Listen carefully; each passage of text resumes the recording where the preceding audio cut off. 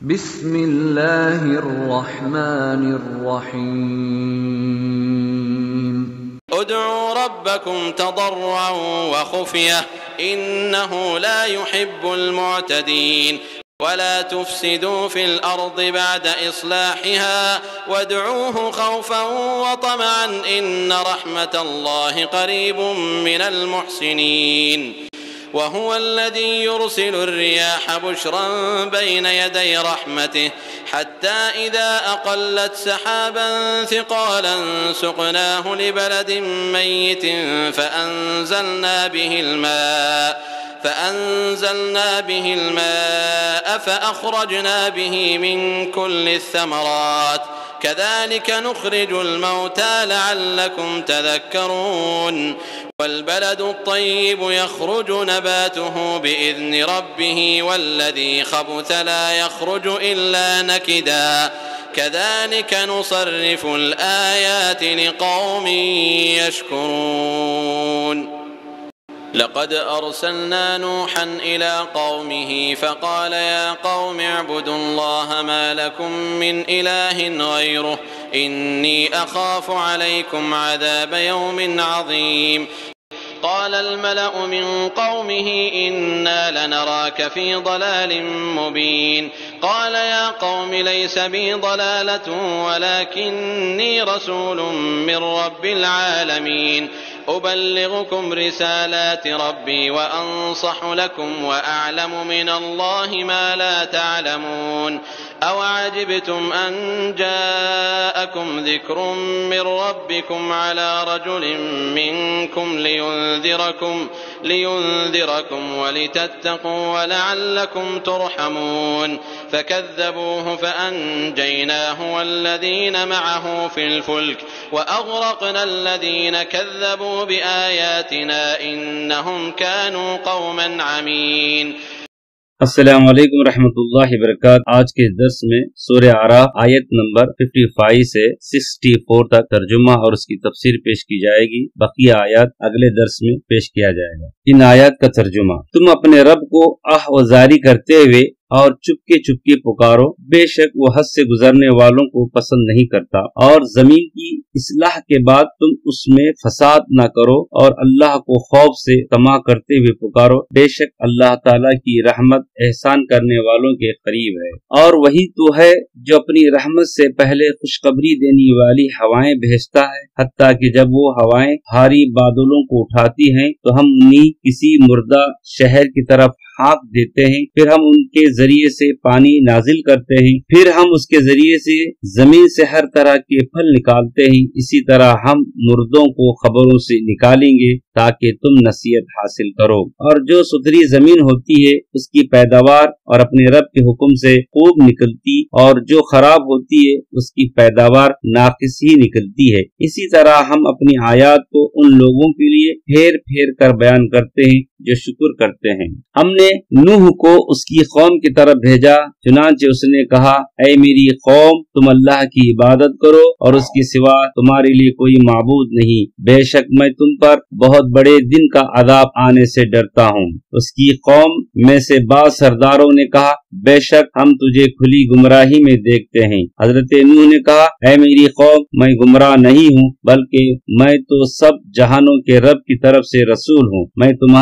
میں تمہیں اپنے رب کے پیغامات پہنچاتا ہوں اور تمہاری خیر خواہی کرتا ہوں، اور میں اللہ کی طرف سے وہ باتیں جانتا ہوں جو تم نہیں جانتے. کیا تم اس بات پر تعجب کرتے ہو کہ تمہارے پاس تمہارے رب کی طرف سے ایک ایسے آدمی کے ذریعے سے نصیحت آ گئی جو تم میں سے ہے، تاکہ وہ تمہیں ڈرائے اور تاکہ تم ڈر جاؤ اور تاکہ تم پر رحم کیا جائے. پھر انہوں نے حضرت نوح کو جھٹلایا تو ہم نے اسے اور ان لوگوں کو جو اس کے ساتھ ایمان والے تھے کشتی میں بچا لیا، اور ہم نے ان لوگوں کو غرق کر دیا جو ہماری آیتوں کو جھٹلاتے تھے. بے شک وہ لوگ دل کے اندھے تھے. محترم سامعین، ان آیات میں بہت سی باتوں کی طرف اشارہ کیا گیا ہے. پہلے اللہ تعالیٰ دعا کرنے کی ترغیب دے رہا ہے، بندوں کو اس کی طرف رہنمائی فرما رہا ہے جس میں ان کی دنیا اور آخرت کی بہتری ہے. اللہ تعالیٰ فرما رہا ہے، خُذُوا رَبَّكُمْ تَضَرُّعًا وَخُفْيًا، लोगों अपने रब परवरदिगार से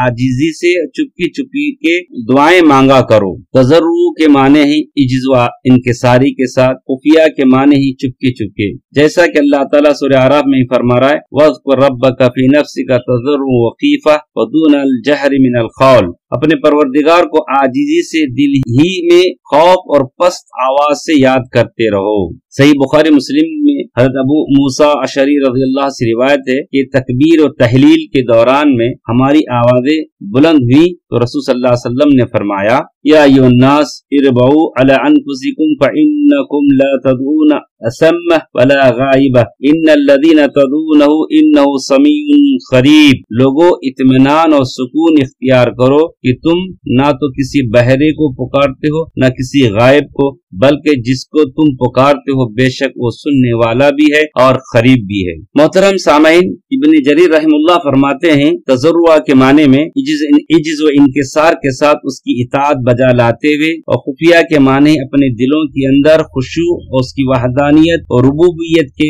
सही यकीन के साथ अपने और उसके दरमियान राज और नियाज के साथ, ना कि रियाकारी के साथ ऊंची ऊंची आवाज में। आज लोगों का हाल देखा जाए तो ये कहने पे मजबूर होता है कि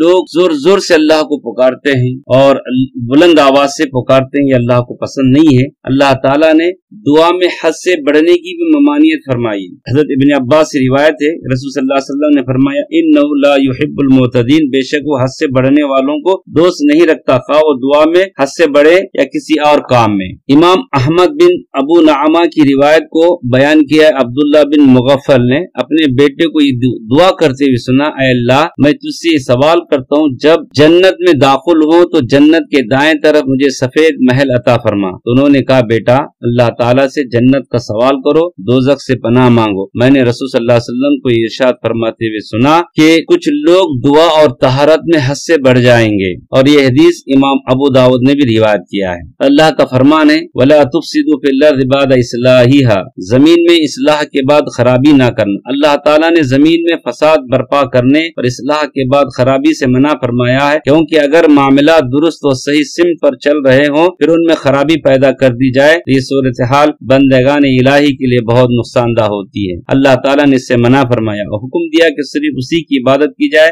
और आजिज़ व इनकिसारी के साथ उसी से दुआ की जाए, जैसे कि अल्लाह ताला ने फरमाया, वदू खौफ व तमा, अल्लाह से खौफ करते हुए उम्मीद रखकर दुआएं मांगते रहना, यानी उसके दर्दनाक अजाब से डरते हुए उसके बेपाया अजर व सवाब की उम्मीद रखते हुए उससे दुआएं मांगो। और अल्लाह के नबी सल्लल्लाहु अलैहि वसल्लम की हदीस का जब हम मुताला करते हैं ये बात मालूम होती कि अल्लाह के नबी सल्लल्लाहु अलैहि वसल्लम ने कहा, अद्दुआ हुवल इबादा, अद्दुआ मुख्कुल इबादा, दुआ इबादत का मग़ज़ है, दुआ ही इबादत है। मगर दुआ करने में लोग बहुत जल्दबाजी से काम लेते हैं, इसको अल्लाह ताला को पसंद नहीं है। ये लोग रात में दुआ करते हैं, दिन में उसकी दुआ कबूल होना चाहिए, और दुआ कबूल करने के लिए, दुआ कबूल कराने के लिए बहुत से शराइत हैं, औकात भी हैं, कौन सी वक्त में अल्लाह ताला दुआ कबूल करता है, ये लंबा मौजू है। मगर एक बात मैं कहूँ कि बहुत सौ के दिलो दिमाग में बात बैठी है कि अल्लाह ताला हमारी सुनता नहीं, फलां की सुनता, इसकी सुनता, उसकी सुनता नहीं। अल्लाह ताला कह रहा है, तुम मुझे पुकारो, उदूनी अस्तजिब लकुम, तुम मुझे पुकारो, मैं तुम्हारी पुकार को सुनता हूँ, जवाब देता हूँ।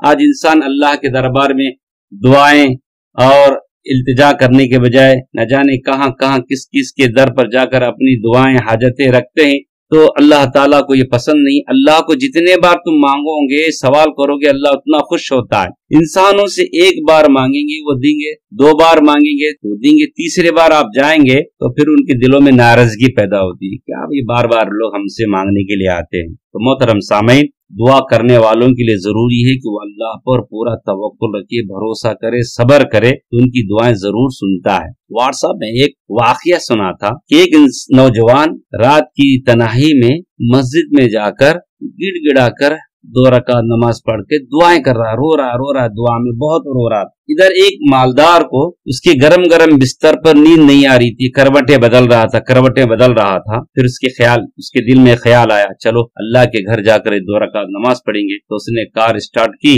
اور مسجد کی طرف رخ کیا۔ مسجد میں داخل ہوا تو کیا دیکھتا کہ اس سے پہلے ایک نوجوان دعا میں بیٹھ کے رو رو کے دعائیں کر رہا ہے۔ جا کے اس کے قریب بیٹھا، جب وہ دعا سے فارغ ہو گیا تو یہ مالدار نوجوان نے اس سے پوچھا کہ تم اللہ سے کیا مانگ رہے؟ تو نے اپنا مدعا پیش کیا کہ مجھ کو کچھ رقم کی ضرورت۔ اس نے جھٹ سے جیب میں ہاتھ ڈالا، پرس نکالا اور اس کو اس کی رقم دے دی، اور آخر میں کہا اچھا یہ میرا موبائل نمبر ایڈریس رکھیے، اس کے بعد جب بھی آپ کو ضرورت پڑی مجھ کو کال کیجیے، مجھ سے رابطہ کیجیے۔ تو سنیے یہ جواب ہے، وہ دعا کرنے والے نے اس کو کیا جواب دیتا ہے؟ وہ کہتا ہے کہ تمہارے ایڈریس کی، موبائل نمبر کی مجھے ضرورت نہیں ہے،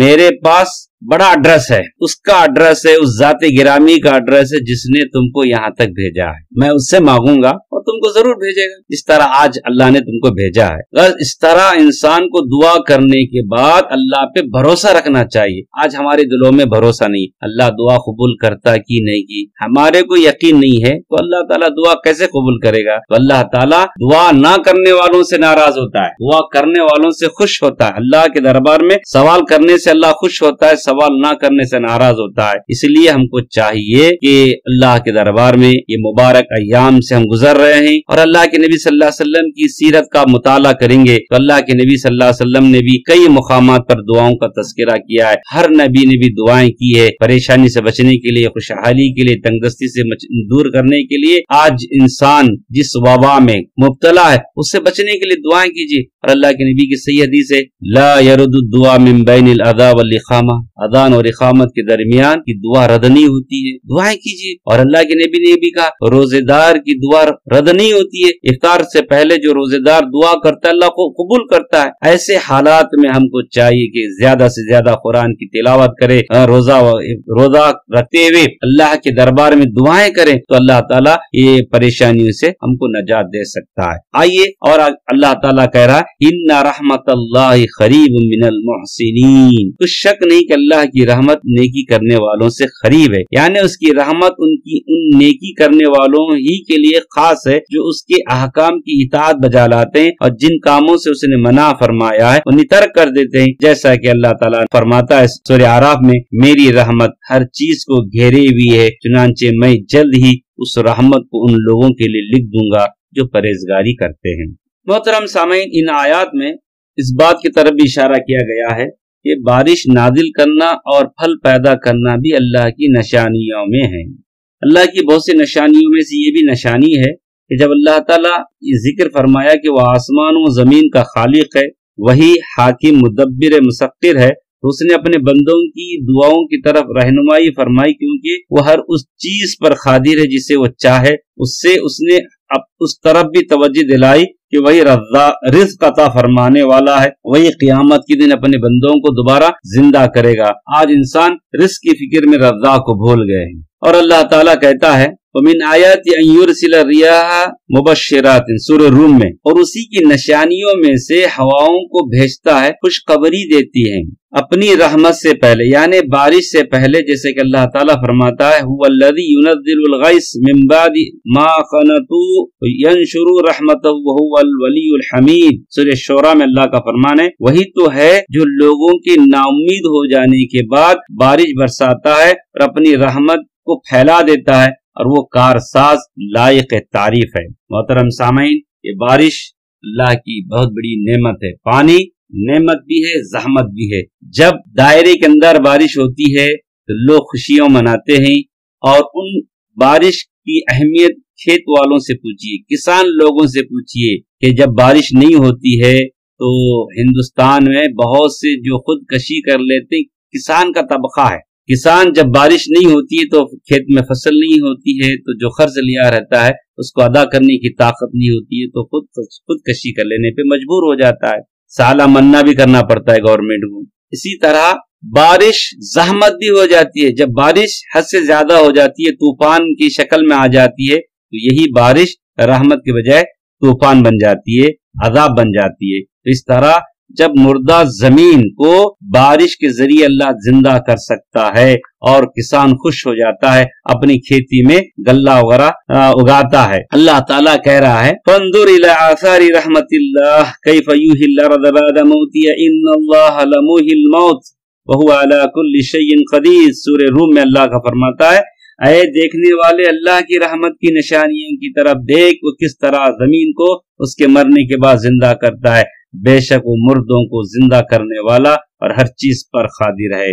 آج انسان مرنے کو یقین رکھتا ہے مگر اٹھنے پر یقین نہیں رکھتا ہے، اگر یقین رکھتا بھی ہے تو بے خوف ہوتا ہے کہ مرنے کے بعد اٹھایا جائے گا، جب دیکھا جائے گا۔ اس طرح اس کو یقین ہونا چاہیے کہ جس طرح اللہ تعالیٰ مردہ زمین کو بارش کے بعد ہری بھری جس طرح زمین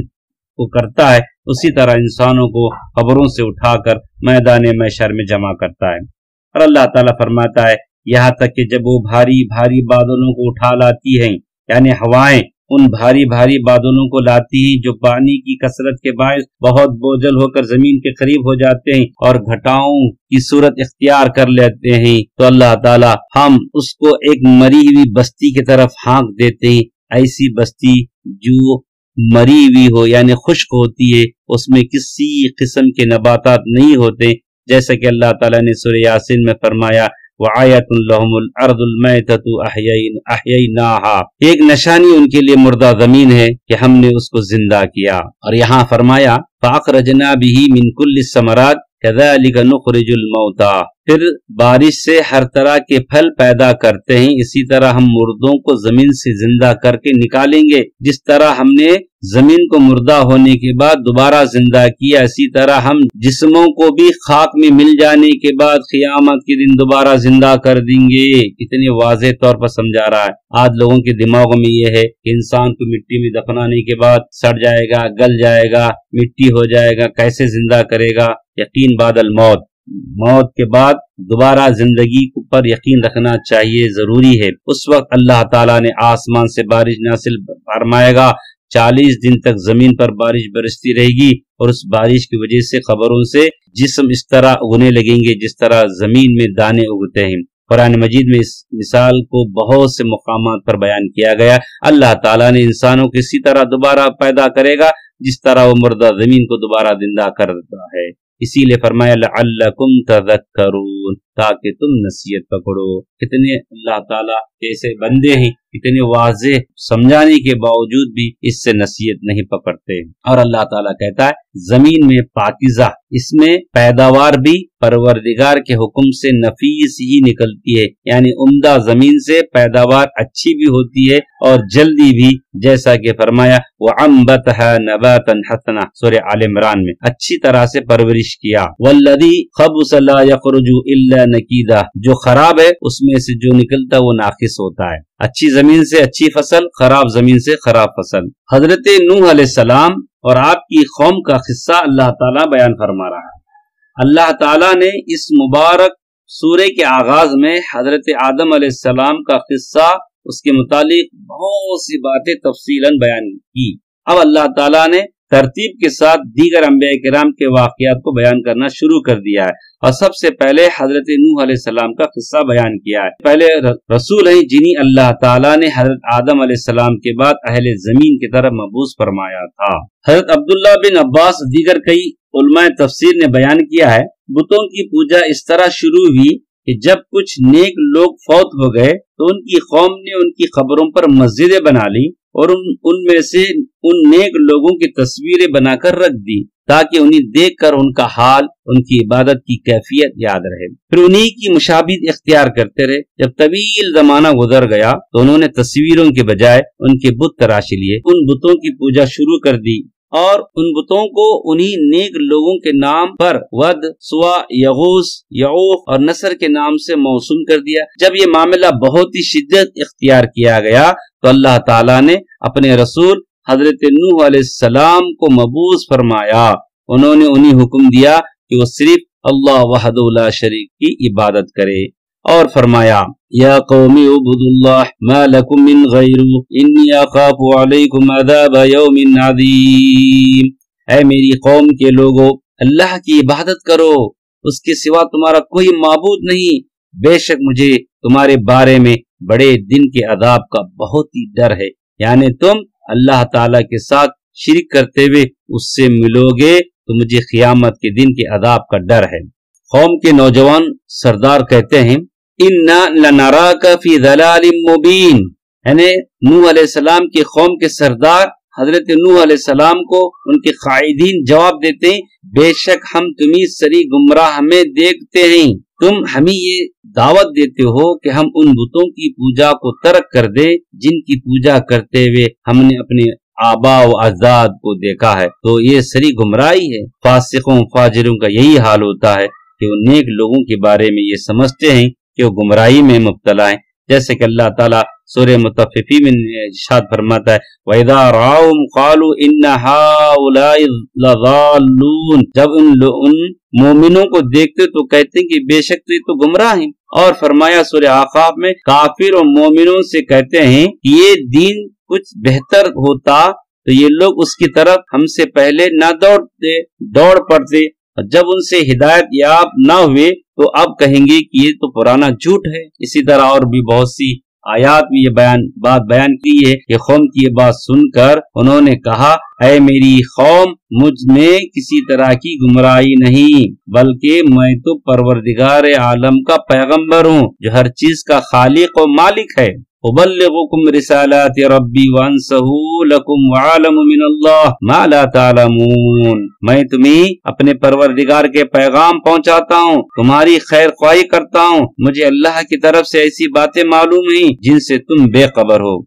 رسول کی یہی شان ہوتی ہے کہ مبلغ فصیح ناصح، اور اللہ کے دین کا ایسا عالم ہوتا ہے کہ ان صفات میں اللہ کے مخلوق میں سے کوئی اور پیغمبر کا مقابلہ نہیں کر سکتا۔ صحیح مسلم میں رسول صلی اللہ علیہ وسلم نے عرفے کے دن حضرت صحابہ کرام سے فرمایا جبکہ وہ بہت کثیر تعداد میں جمع تھے تو رسول صلی اللہ علیہ وسلم نے فرمایا اے لوگو تم سے میرے بارے میں جب پوچھا جائے گا تو تم کیا کہو گے؟ تو سب نے جواب دیا ہم گواہی دیتے ہیں کہ آپ نے پہنچا دیا، اپنے فرائض کو ادا فرما دیا اور امت کی خیر خواہی کی، تو آپ نے آسمان کی طرف انگلی اٹھاتے ہوئے اور اس کی طرف اشارہ کر کے فرمایا اے اللہ تو گواہ رہ، اے اللہ تو بھی گواہ ہو جا۔ تو محترم سامعین، اللہ تعالیٰ نے حضرت نوح علیہ السلام کے بارے میں فرمایا انہوں نے اپنی قوم سے کہا اوا عجبتم، کیا تم اس بات کا تعجب کرتے ہو؟ یعنی اس سے تعجب نہ کرو، یہ کوئی عجیب بات نہیں ہے کہ اللہ تعالیٰ تم پر رحمت و لطف احسان فرماتے ہوئے تمہیں میں سے ایک شخص پر وہی نازل فرما دے تاکہ وہ تمہیں ڈرائے اور تم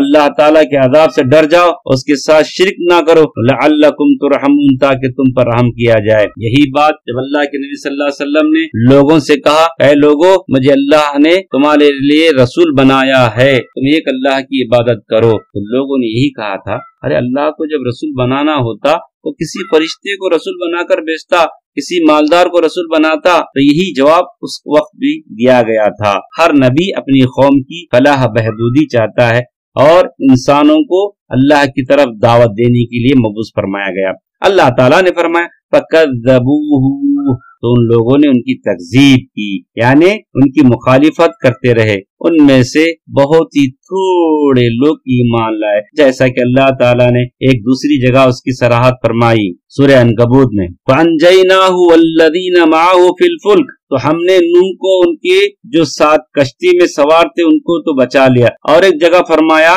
فَأَنْجَيْنَاهُ وَأَصْحَابَ السَّفِينَةِ، ہم نے نوح کو اور کشتی والوں کو نجات دی، اور اغرقنا الذین کذبوا بآیاتنا، جن لوگوں نے ہماری آیتوں کو جھٹلایا ہم نے انہیں غرق کر دیا، جیسا کہ سورہ نوح میں اللہ تعالیٰ کا ارشاد ہے مما خطیاتہم اغرقوا فادخلوا نارا فلم یجدوا لهم من دون اللہ انصارا، اپنے گناہوں کے سبب پہلے غرقاب کر دیے گئے پھر آگ میں ڈال دیے گئے تو انہوں نے اللہ کے سوا کسی کو اپنا مددگار نہ پایا۔ اور فرمان الہی ہے انہم کانوا قوما عمین، کچھ شک نہیں کہ وہ اندھے تھے، یعنی عقل کے اندھے تھے، وہ حق سے اندھے ہو گئے تھے، اسے دیکھتے نہیں تھے نہ اس کی طرف راہ پاتے تھے۔ اس واقعے میں اللہ تعالیٰ نے یہ بیان فرمایا کہ اس نے اپنے دوستوں کا اور اپنے دشمنوں سے انتقام لے لیا ہے، اپنے رسول اپنے مومن بندوں کو نجات عطا فرمائی، اپنے کافر دشمنوں کو تباہ و برباد کر دیا، جیسا کہ اللہ تعالیٰ نے فرمایا سورہ مومن میں اِنَّا نَنْصُرُ رُسُولُنَا، بلا شبہ ہم اپنے پیغمبروں کی مدد کرتے ہیں۔ دنیا اور آخرت میں اللہ تعالیٰ کی یہی سنت ہے کہ اپنے ڈرنے والے بندوں ہی کو عافیت، کامیابی، غلبہ عطا فرماتا ہے، جیسا کہ اس نے قوم نوح کو تو غرق کر کے ہلاک کر دیا، مگر اپنے پیغمبر حضرت نوح علیہ السلام اور ان کے مومن ساتھیوں کو نجات عطا فرمائی۔ تو حضرت نوح علیہ السلام کے کشتی میں سوار 80 لوگ تھے جو نجات پا گئے، جو ایمان والے تھے۔ محترم سامعین، اللہ تعالیٰ سے ہم دعا کرتے ہیں کہ اللہ تعالیٰ ہم تمام کو قرآن کو سمجھ کر پڑھنے اور اس کے مطابق عمل کرنے کی توفیق عطا فرمائے۔ السلام علیکم ورحمۃ اللہ وبرکاتہ۔ سبحانک اللہم وبحمدک، اشہد ان لا الہ